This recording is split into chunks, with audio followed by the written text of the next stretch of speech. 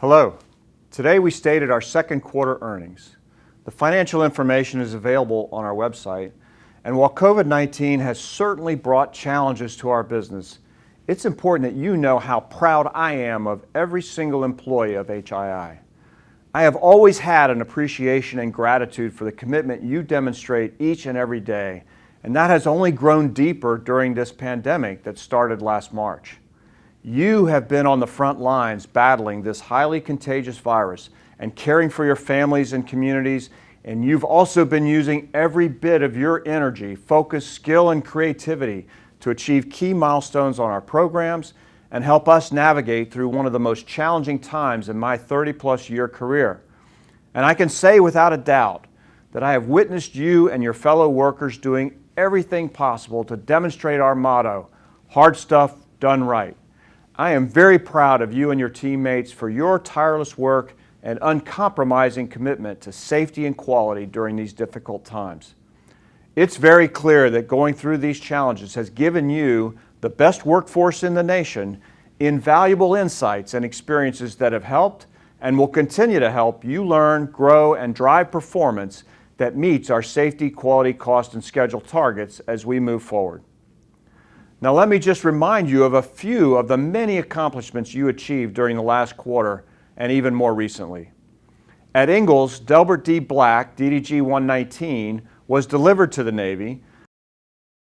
Production was started on Ted Stevens DDG-128, and USS Fitzgerald DDG-62 sailed away from the shipyard.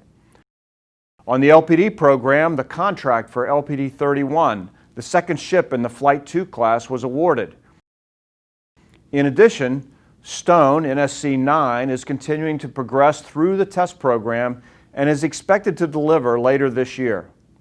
Notable events since the end of Q2 include the contract award for the DDG fiscal year 2020 option ship, the 8th Flight III ship, and the sail away of Tripoli LHA-7 from the shipyard.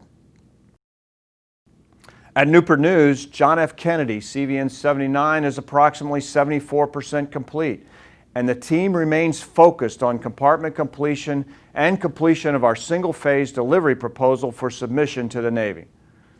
USS George Washington CVN-73 is continuing to progress through its final outfitting and test phase and is approximately 78% complete. The next major milestone for the ship is the start of crew move aboard later this year. In our technical solutions business, the team had 2 recompete wins, including a contract award to provide analytical support services to the U.S. Special Operations Command, and an award from the U.S. Postal Service Office of Inspector General to continue providing support services to the Office of the Chief Information Officer. Technical Solutions also recently announced a major IDIQ contract award to a joint venture led by TS worth up to $3 billion over a 10-year period from the Department of Energy to provide nationwide deactivation, decommissioning, and removal services at excess DOE facilities across the nation. Overall, these recent wins reaffirm HII's long-standing strategic partnerships with several of our key customers. In addition, Technical Solutions recently completed a strategic equity investment in Sea Machines Robotics, a Boston-based autonomous technology company that specializes in advanced software for unmanned surface vessels. This investment represents our commitment to advanced innovation across the unmanned systems market and our drive to form complementary partnerships in this important and growing domain. Regarding activities in Washington, we supported COVID relief efforts by the Navy, the Department of Defense, and Congress to help ensure liquidity of the supply base, provide contractual relief, and promote workforce retention. We also continued to work with Congress in supporting consideration of the fiscal year 2021 President's budget request, and are very pleased with the strong support for shipbuilding and other national security priorities reflected by respective defense authorization bills in the House and Senate. The House's recent passage of appropriations measures is encouraging, and we have urged the Senate to complete the appropriations process as soon as possible. And finally, We will continue to work with Congress and the administration to support additional authorities and investments that will enable our nation's economic recovery through the defense industrial base. And let me remind all of you that our backlog of $46 billion represents an incredible amount of work for us to execute, and we've invested in capital projects and workforce development efforts to help us do just that in a very efficient, affordable, and agile manner.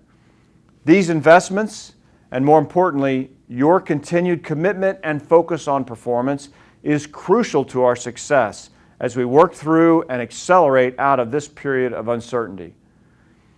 Without a doubt, I know we have the right team in place to answer the call, and I'm very confident that we will emerge stronger and even more capable over the long term. Thank you again.